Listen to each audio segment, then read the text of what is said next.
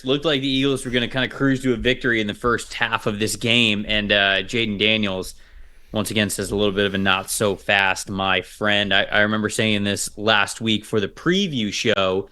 We haven't really had a heroic Jayden Daniels moment since probably the first 5 weeks of the season. Not that he hasn't given us some good games since then, but we didn't really have that heroic moment. And I said, against the Eagles, hosting the Eagles, a huge game here, would love to see another big-time moment from Jayden Daniels. And, oh, buddy, did that come true in this one. Commanders win the game 36-33. I tweeted this out afterwards. There is no feeling like making a major investment in a draft pick for a franchise quarterback and knowing that you just absolutely nailed it. And the Commanders have to feel like they absolutely nailed it. But it's more than just Jayden Daniels. We'll talk about him and other things. Let's talk about the top 5 graded players for Washington in this one. Edge rusher Clelin Ferrell at the very top of the list. Yeah, you're reading it right, a 90.9. Linebacker Bobby Wagner. What year is it? 90.8. At number 2 on this list, linebacker Frankie Luvu right behind him with a 79.5. Wide receiver Olamide Zaccheaus with a 74.9. And then offensive tackle Brandon Coleman, a 72.1. Jayden Daniels in this game, 74.8. Obviously had the crazy heroic plays in this one, but he did have a couple of turnover-worthy plays. We'll get to that in a second. Offensive tackle Jordan Mailata for the Philadelphia Eagles. Whew, an elite 92.2 overall grade.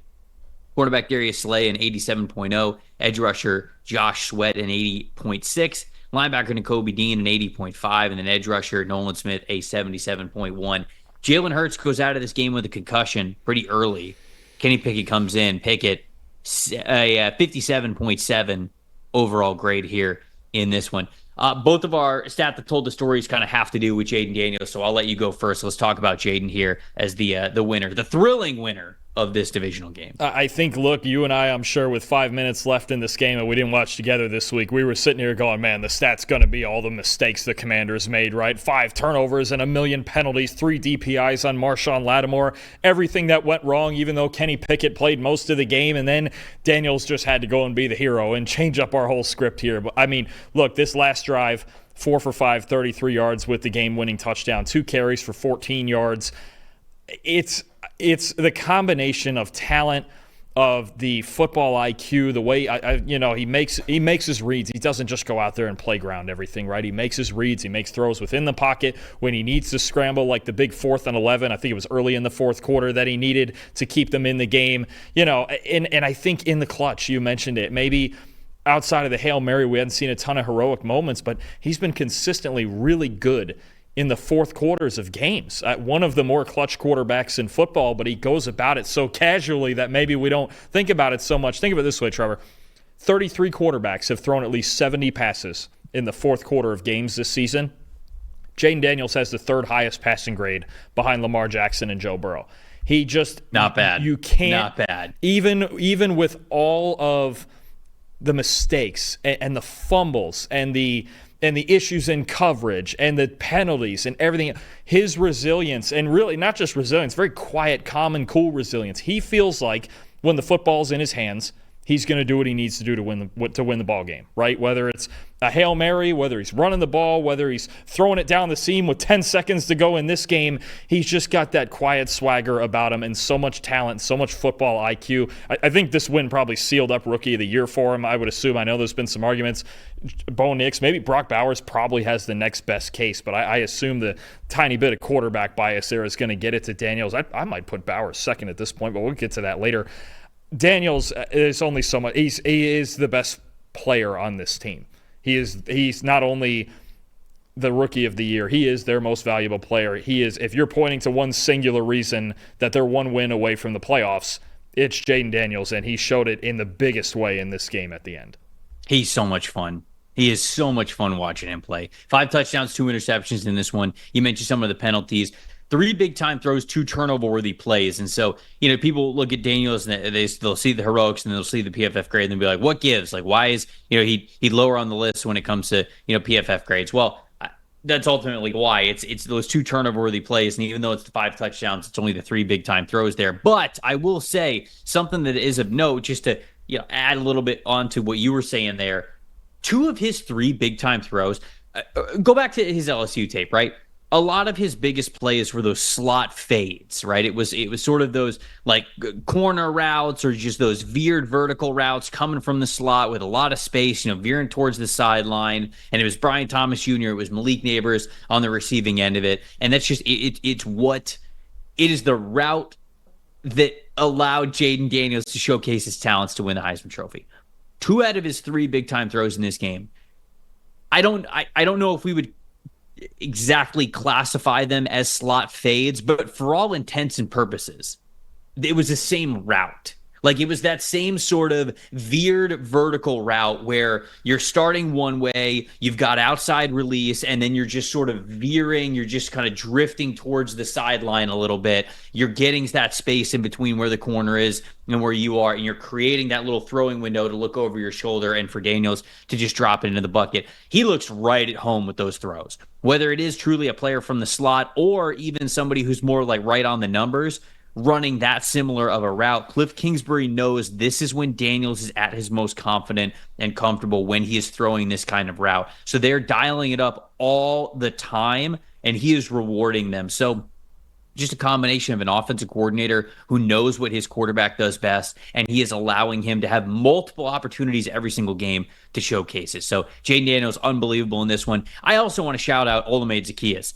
8 targets, 5 catches, 70 yards, 44 yards after the catch. He had those 2 touchdowns. But Dalton, what was also so impressive about Zaccheaus, maybe his best play of the day was the screen pass in which he was a lead blocker on Cooper DeJean and pancakes him, gets his hands up and inside. And like we praised Cooper DeJean about what he has been as a slot defender, not just because of how well he is in coverage, but also because of what the type of run defender he is, how he can get off of wide receivers' blocks, how he can slip blocks, how he can make those tackles at the line of scrimmage against the quick game and against those screens.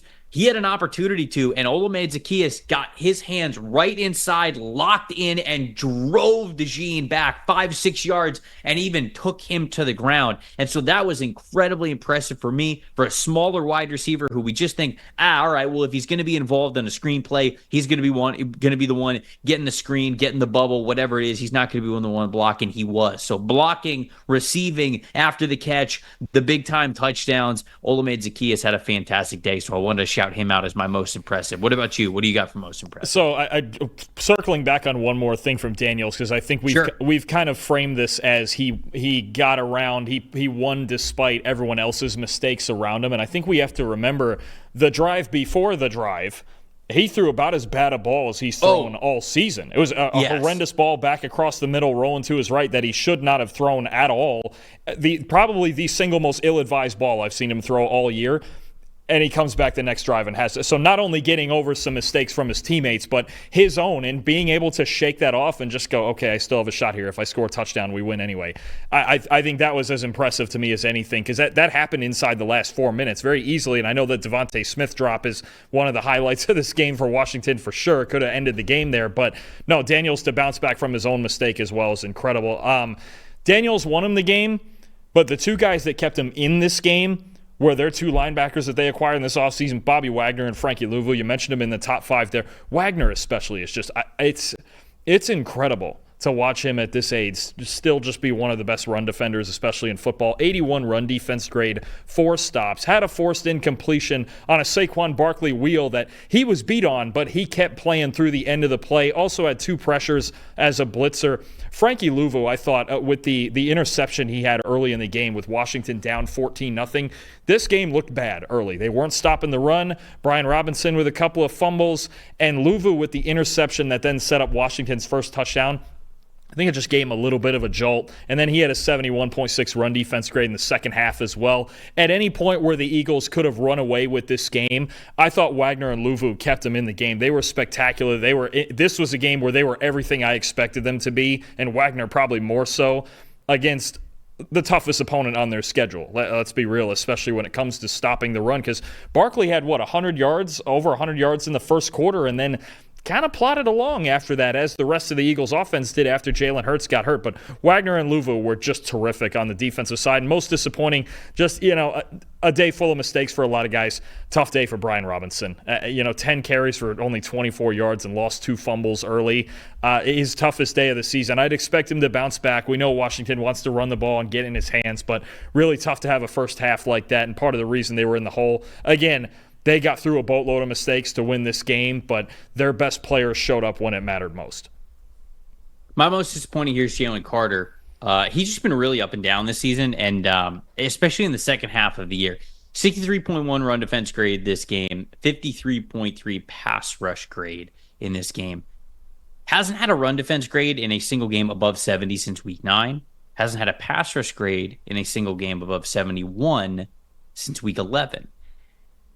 I think Jalen Carter's a more dominant player than that. And so it's more than just this game. It's just more of really the second half of the season overall. Jalen Carter's gone a little bit quiet, or he's been too up and down to really have those highs stand out, because he's also had some of those negative plays that have taken things away. So to me, I would like to see that Carter becomes a little bit more consistently dominant. We're seeing a lot more good than we are bad, and it feels like it's just very high variance for him right now in the second half of the season. So we're just really looking to see a better game from him. So he was a disappointing one for me, because I know the Philadelphia Eagles need him quite a bit. Thanks for watching, everybody. Make sure you like and subscribe the video. And if you don't have a PFF Plus subscription, you can get one to see all the premium stats that we talked about here on the show, plus the expert betting and fantasy advice over at subscribe.pff.com. The description is also right below. So if you are not a PFF Plus subscriber, you can come one today.